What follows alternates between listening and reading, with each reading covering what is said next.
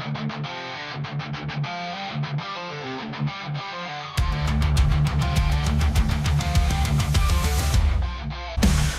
the hammer, feel the spirit rise.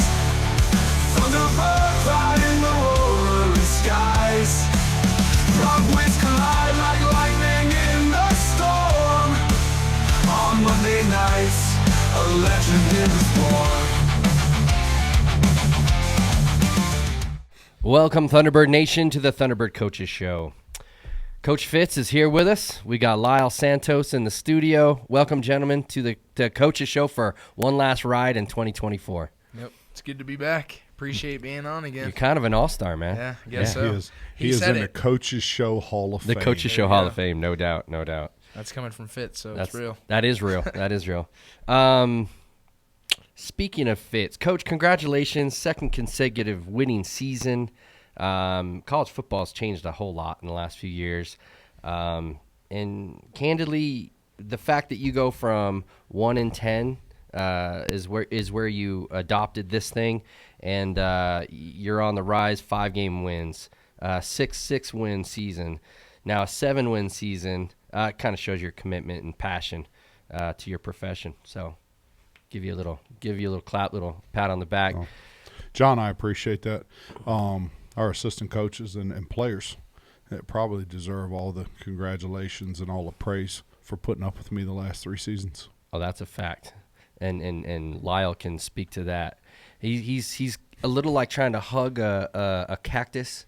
You know, I mean, he looks kind of okay, but when oh, Fitz, man, cactus. Yeah, hugging That's a cactus. That's the first time I've heard that. That's good. Yeah, no, the reason it's the first time you heard it's because it makes zero sense. It does. It makes perfect sense. Yeah. It makes perfect sense. Yeah, when you're riding through Arizona, the cactus look all warm and snuggly. Mm-hmm. Yeah, like they look huggable. No, they do not. Case in point. Yeah, there you go. Yeah. See, I don't have to agree with him anymore. Like, he can't make me run on That's Tuesday right. or something, Yeah, you know? yeah. So I can just, no up downs. I'm just going with you. Yeah, no bear crawls. Well, I'm going to talk to 32 NFL teams about you over the next 4 months. Nice. Yeah, try it if you want to. Yeah, no, I won't. Okay, well, we'll just rewind that right back. We'll reel that one back in.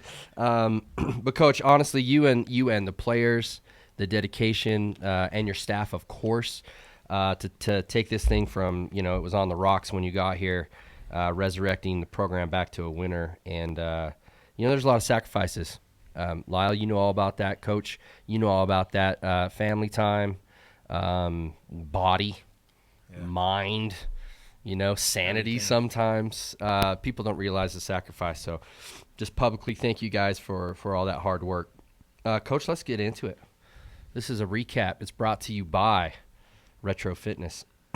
Retro Fitness, by the way, is a proud sponsor of the Thunderbird Coaches Show. Appreciate them. Valuable supporters of SCU athletics. Head over to Retro Fitness and get your fitness on. The Battle of the Axe. Rivalry games are always kind of, I don't know, you take the records. They're 1-10. We're sitting on 6 wins. You just throw that out the window and you go strap it up, lace them up, and see what happens.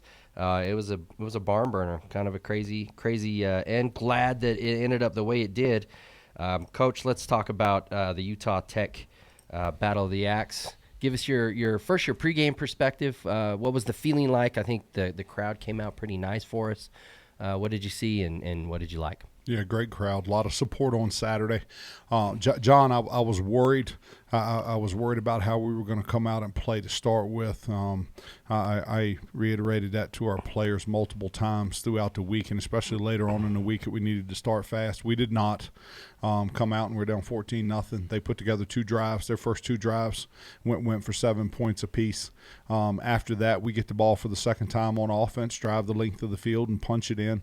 And from there, we played pretty well from about middle way through the first quarter all the way until about middle way through the third quarter. But we were down 14-0. We go into halftime. We're up 21-14. We're feeling pretty good about ourselves because we usually play better in the second half than we do in the first. Come out in the second half, and John, we played fine in the third quarter. We go from being up 21-14 to being up 31-14. So we add 10 more points in the third quarter, and then just kind of had a lull. Didn't play particularly well on offense, and as coaches, there's some things play calling wise that we could have done better. Sure. There's some play calls that we'd like to have back on offense, but we didn't execute particularly well on offense, and then defensively just really struggled with our pass defense. Struggled with assignments, struggled to keep up with their wide receivers, and take your hat off to them that they've got a couple of tight ends do a nice job in the pass game, and then the quarterback played well on Saturday. But their coaching staff had identified our weakness, which was our pass defense. Right.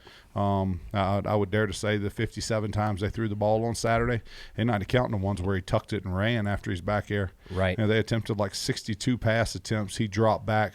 I would dare to say that's probably 30 more than he's thrown it in any game this year. They probably just said the only way that this is going to come out for us is if we can get the passing game going.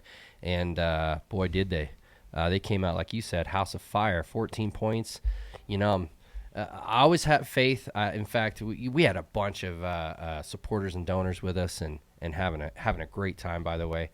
And, the people that haven't experienced this particular program, they're looking at me going, 14-zip in the first quarter? What are you doing? I said, don't even worry about it. If you don't know us, it worries you. Yeah, if you don't know, Yeah. exactly. It worries you. But the reality is, man, like I said, don't even worry about this. Don't just watch what happens. And we reel off 31 straight.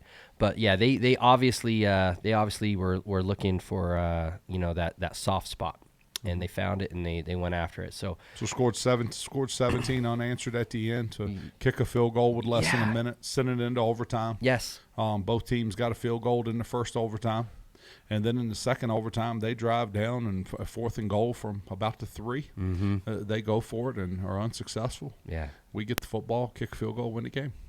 How good is it to be a fan of a D-line that just bows up and does what they need to do at the right moment? I mean, obviously they scored plenty of points, so there was a lot of opportunities to be better, but they did it right there at the end, and that's some of my favorite football is we know it's coming, you know it's coming. Who's going to execute? We were still playing hard and executing at the end of the football game, Absolutely. especially up front. Absolutely. I don't know. I loved it. It didn't have to be that close, but it's great to be on the winning side of those close games. We've had a few close games, Lyle. I know. You trying to make more beard, like gray in my beard, or what's No, going dude. on? That's how it's like. I always get worried about my parents having a heart attack or something just because it's always close when it doesn't need to be. Yeah. And that's how it's been the last 2 seasons though. Sure. Like in 2022, lose to SFA by 3, Tarleton by 2, ACU by 3. Yes. And then the most we lost by was 12 to Utah Tech. But you know what I'm saying? So it's always close, but it is nice to be on the other side for sure. Tell us, you're a man of the trenches. Yep. You're down there fighting hand-to-hand combat.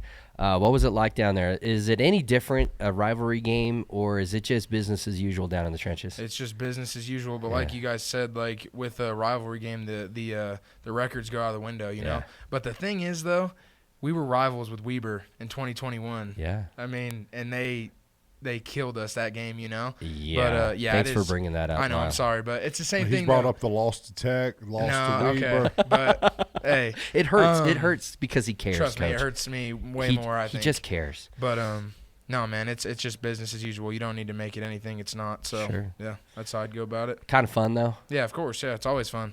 Anytime you're playing football, it's fun. So. Is there a little extra nastiness though? I mean, is there better trash talk, or is it just? I mean, I don't gotta know. think. I would save something like do I some don't know, research dude. and figure out how to get their goat a little bit. Just run the ball on them all day, and that'll get them. So Well, yeah. he did give away some rushing yards. I Didn't know. they? Trophy games are fun. Yeah, it's a blast. Here's what's crazy about the last game of the season, though. So, we've got this energy and this hype. We go into overtime, then we go into the second overtime, and we hold them, and then we kick the field goal, and it's like pandemonium, and it's great. And then 5-6 minutes, you guys got some pictures being taken, and kind of that reminiscent. Man, it kind of I find myself, I'm on the field, and it kind of feels like the last day of high school all of a sudden, right? Like Yeah, I kinda, get realize, it, yeah. I mean, there's 12 seniors that are going to be moving on. There's going to be, different kids that hang it up or transfer or whatever. And I'm kind of feeling like I should have a yearbook and like someone should come and sign it because we watch you guys. You're not far off by that. Yeah. The last day of high school, there's a group of kids that are never going to be in the same place at the same time ever Exactly. again. It's the same thing with the last game. Yeah. Yeah, that group that was together in the locker room on Saturday. Yeah. That group will never, ever, every one of them be together again. That's right. I'm a storyteller, and I'll always like this one. The 1980 Olympic hockey team, Miracle on Ice. Oh, right, yeah. Miracle on Ice at the gold medal ceremony when they got the gold medal and they all got up on the podium together. That was the last time they were all in the same place, same time. Yeah. And it's kind of like it really is like a period at the end of a sentence out of a long chapter, right? It's you're going to turn the page. Y'all are going to go do great things in life. You're going to use your education that you got here at SUU. You have opportunities to play at the next level, and we'll talk about that in a minute. But kind of some nostalgia. Yeah. Yeah. But 2 extra years of high school, though, if you got to look at it that way. Yeah, well, you're right. I've been here a little longer than most people, so. Super duper Yeah, duper senior. yeah. Super duper No, not senior. too. Not Like, too you're not duper, like Cam super Rising, duper. though. Yeah. Yeah. Yeah. What's the plan with him? Is he going to come back? I mean, Don't care. yeah, exactly. If we were playing him next season, he'd probably come back. Yeah, just you're to right, open yeah. up against SUU. Yeah, you're so. right. You're right. Yeah. So yeah, I don't know. It's a good feeling though. There's a lot of accomplishment. Lyle, we'll go ahead and change gears here. I think this is a good segue that brings us to our Visit Cedar City Brian Head Student Spotlight. Actually, before we do that, Coach, you got any other words on the Battle of the Axe? First time head coach comes in and I thought he prepared his guys and they played really hard for him, but in the end we got the dub. Any more you want to talk about that? Put it to bed. No, I think it's a, how do you say it? It's a budding great rivalry. Yeah. The two schools are 45 minutes down the road. The kids know each other. A bunch of the kids played against each other. The Vegas kids and the Utah kids all played against each other in high school, so you know everybody from the other side. Mm-hmm. It's fun to come out in a rivalry game and a trophy game. It's nice to come out ahead. It's nice to come out on top. Yeah. And you don't have to worry about it again for 51 weeks. Really, never saw their head coach on Saturday. So it didn't. Strange. A little bit. Yeah. But I appreciate Ken Beezer and being a class act and him coming over after the game to shake hands. Ken is a class act and maybe have some communication with his head coach on how to do that. All right, so now we can go to the Visit Cedar City Brian Head Student Spotlight. Lyle Santos, my guy. We were just talking about how long you've been here. You've seen it all over is it 6 years you've been here? Yeah, well, yeah, May of 2019, so 5.5 years. So Just trying to reel it back a little bit. 6 years, 6 years I've been here, so that's awesome. long time. I smile. He's here 3 seasons before I got here. Yeah, it's crazy, dude. Well, okay, crazy. Let's talk about that. You've seen the tough times. Yeah. See, I don't want to talk about losing because I did talk about a few losses there. Yeah. But I'm looking at this 1-11. Yeah. And I'm like, dude, that used to be us. We were 1-10, not 1-7 in the conference, 0-8 in the conference. You know. So, absolutely. Went through some dark times in the beginning of my career at SU, but I mean, well, you've seen some changes. Yeah, 100%. Yeah, that's what I'm saying. Like when Fitz got here, I knew from the start it was going to be different. I just did, from the workouts we were doing to what we were doing on the field, in the weight room.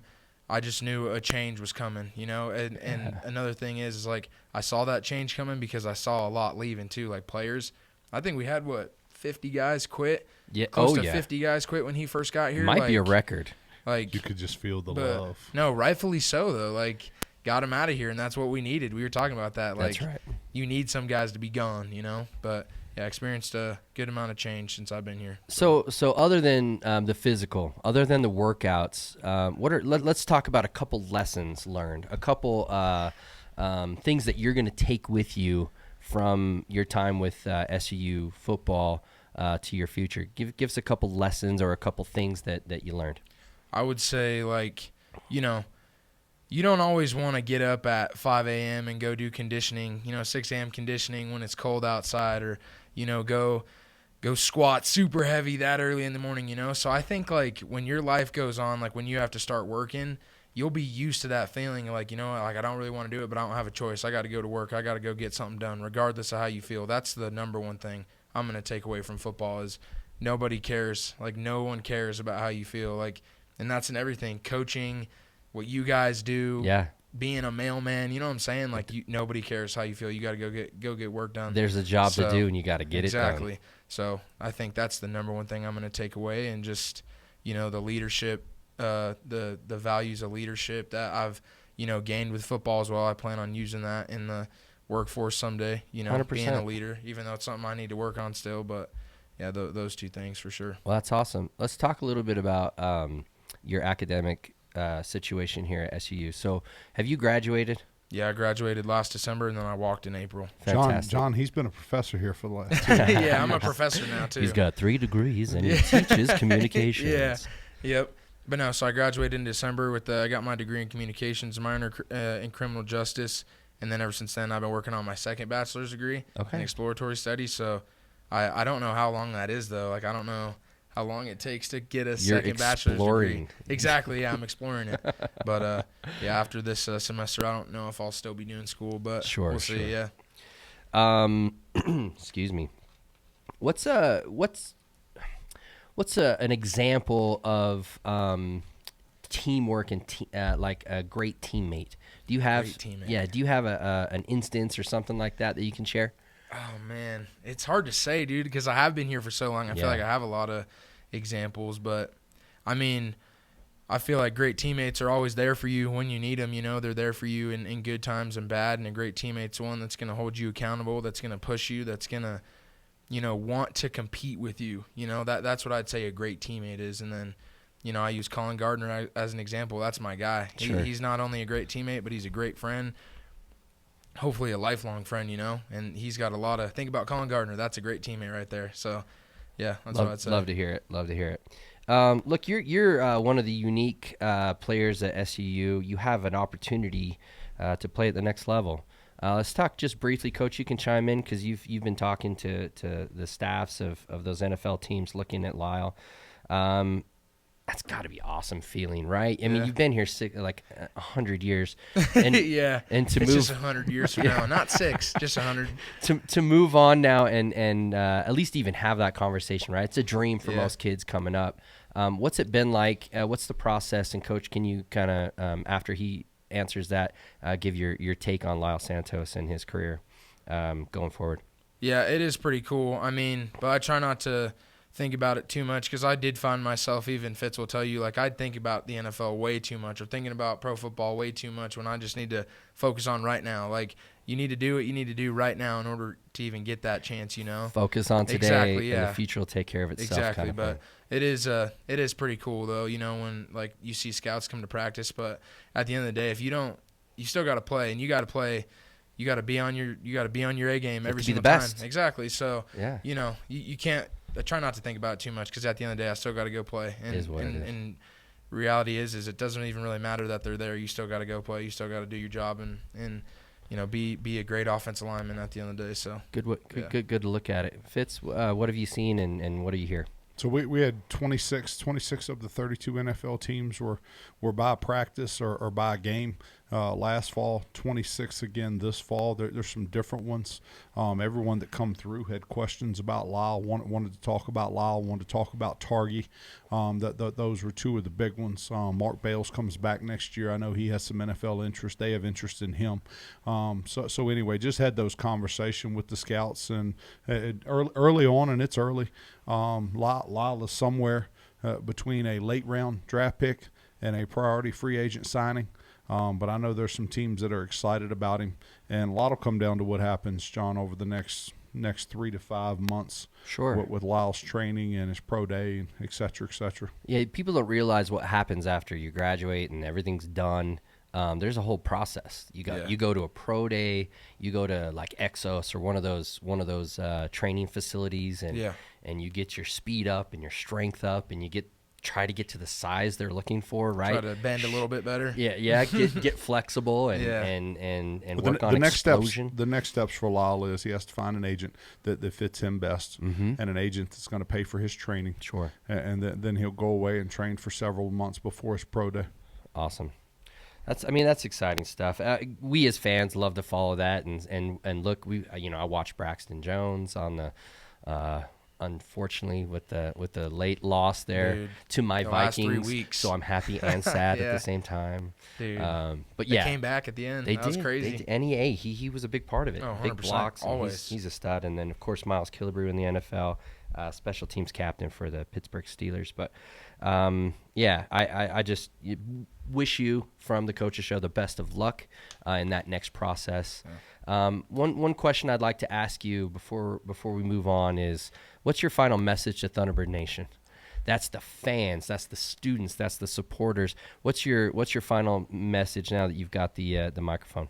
Just, I love you guys, and I appreciate all the support over the years, even through hard times. It's hard to support I don't know, maybe it's not, but I think it's pretty hard to support a 1-10 team and 3-9 team and 1-5. You know what I mean? Like a lot of Trust dark me, times. it Exactly. is. Yeah. So. But I'm there. Yeah. There I'm you there go. for you, buddy. Appreciate you, man. I love you and I appreciate you, and it's all the boosters and all the people that have really taken care of this program and helped us out a lot. The ones that I met and created a relationship with, I appreciate them the most. Very thankful for them and the opportunities they've given us as a program. So. Yeah, that's what I'd say. That's awesome, appreciate man. him. Yeah, like a little love letter to Thunderbird Nation. Appreciate you. Yeah, Yep. That's awesome.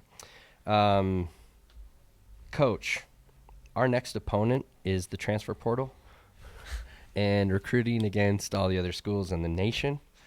We have a system here at the Coaches Show, so we're just going to have this preview of recruiting and retention brought to you by the Warehouse Bar Plus Kitchen. Man, after a season like this and after a game like last week, I think it's safe to say we all deserve a trip down to the Warehouse Bar Plus Kitchen for a drink. It's a great place to go down and get a beverage and have some food and enjoy the atmosphere there at the Warehouse Bar Plus Kitchen. Man, I am fired up. I was telling Marie before the show. Marie Tuitt is one of our deputy athletic directors, and I was telling her I've been on a phone or text message to a ton of donors. I help run the NIL here. Yeah. We'll discuss that a little bit as we talk about the recruiting and retention. But man, my message is 7 points, 3-1, right, against great teams, Abilene Christian, Tarleton, and what's that other? UC Davis. Man, the question is, can a group like Thor's Hammer or other collectives out there, with that support financially in the NIL space here in Southern Utah, is it possible to affect 7 points over a 12-game season in retention, in recruitment, in different things that the teams need? I would submit the answer is yes. I think that is possible. It comes down to the players, comes down to the coaches, but ultimately, kind of the makeup of that can be influenced for the better, right? Through NIL. Coach, let's just talk a little bit about what it takes to retain and attract talent to Southern Utah University. Yeah, John, we're gonna. We said goodbye to 12 seniors on Saturday, 12 young men that have done a lot for our football program, our university, our town, have given a lot of themselves, and going to miss them. I'm going to miss Lyle. I'm going to miss the other 11 too. We didn't lose anybody in the portal last year. We're going to lose a couple of kids this year. Sure. Nick Saban, any given year, was losing 6 to 8 players. We're going to lose 6 to 8 players. Sure. Not afraid of it. What has to happen, John, is the evaluation has to be really, really good. If we have 6 players that are impacting games for us leave, we've got to make sure the 6 we bring in to replace them are as good or better than the 6 that leave, and that's just the way it is. As old school or not, I really don't care. I don't have interest in buying players. And then when a young man comes and they're on the fence about leaving, I'm not going to pay to keep them here. If you don't want to be here, don't be here. If you want to be here, I want to help you. And the way that we're going to use the NIL going forward is so that our kids are comfortable and happy here, and that they can focus on their education and focus on school and not have to worry about groceries and rent payment and car payments and such. Yeah, I think that's a virtuous way to look at it.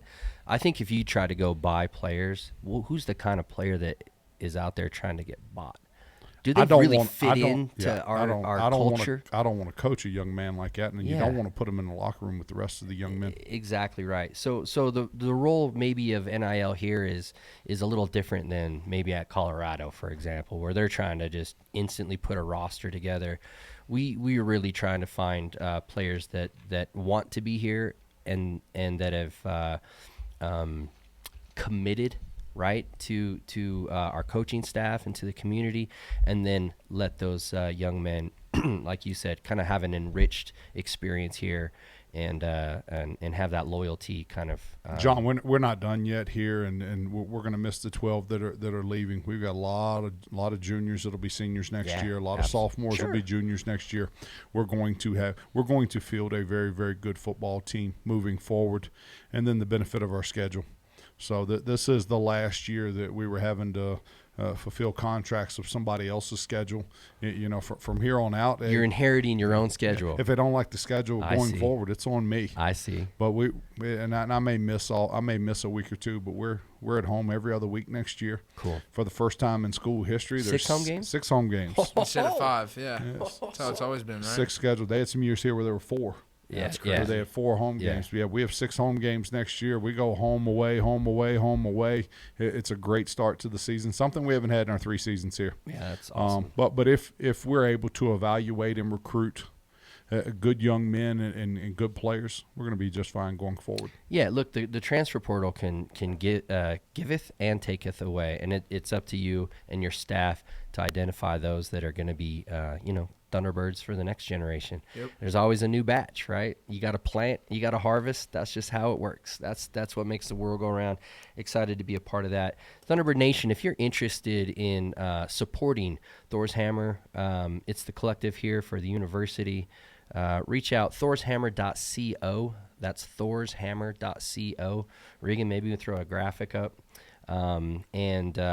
Look, these monies go to support and to help recruit and retain the kind of folks that we're looking to bring into Cedar City. So yeah, we really appreciate that, Coach. I know that's a big part of how we remain successful in what we're doing. So yeah, that's thorshammer.co. Read up if it seems like something you want to do.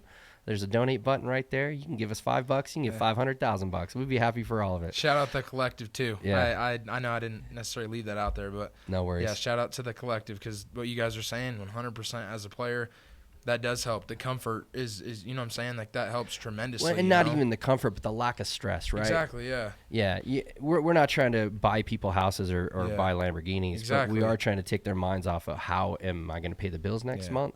Not everybody has the luxury of Right. their parents can Venmo them a couple $100 for this or that. Right. You know what I'm saying? I So do. the collective is it's essentially life changing for some people. So That's awesome. Thanks for saying that. Yeah. All right, man.